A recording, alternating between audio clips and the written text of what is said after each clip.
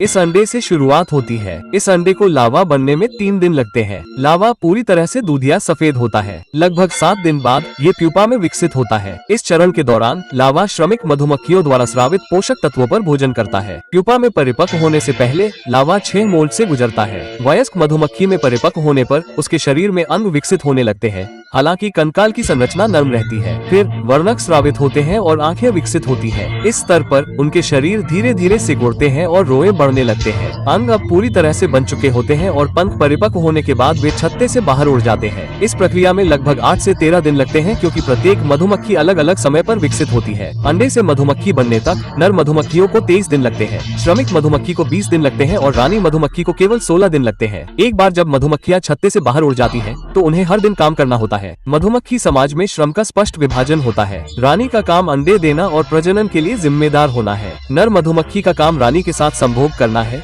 इस प्रक्रिया में उन्हें अपनी जान गंवानी पड़ती है, क्योंकि संभोग के बाद रानी उनके प्रजनन अंगों को फाड़ देती है। श्रमिक मधुमक्खियों की भूमिकाएं सबसे विविध होती हैं। वे संभोग को छोड़कर हर चीज के लिए जिम्मेदार होती है। वे जन्म से ही काम करना शुरू कर देती है और उम्र बढ़ने के साथ उनकी भूमिकाएं बदलती है। जन्म के 3 दिन बाद वे अंडों को सेने के लिए जिम्मेदार होती है। 6 दिन बाद वे लावा को खिलाने के लिए पोषक तत्व स्रावित करती है। 12 दिन बाद वे छत्ते की सफाई और छत्ते का निर्माण शुरू करती है। 18 दिनों में वे पराग इकट्ठा करने के लिए बाहर निकलती है। उनके पैरों पर मौजूद रोए पराग इकट्ठा करने में मदद करते हैं, जिसे वे अपने पिछले पैरों पर बालों से चिपकाती है। जब पराग का वजन उनके शरीर के वजन का 1/3 हो जाता है, तो वे छत्ते में लौट आती है और अपना माल उतार देती है। यह अपने जीवन में 1 किलो शहद का उत्पादन करता है, यानी 10 किलो पराग इकट्ठा करता है। 320,000 किलोमीटर की दूरी तय करता है, जो पृथ्वी के 8 चक्कर लगाने के बराबर है। इस उच्च तीव्रता वाले काम के परिणाम स्वरूप इसका औसत जीवन काल केवल 30 दिन का होता है, लेकिन ये संभोग के बाद रानी मधुमक्खी द्वारा मारे जाने से बेहतर है।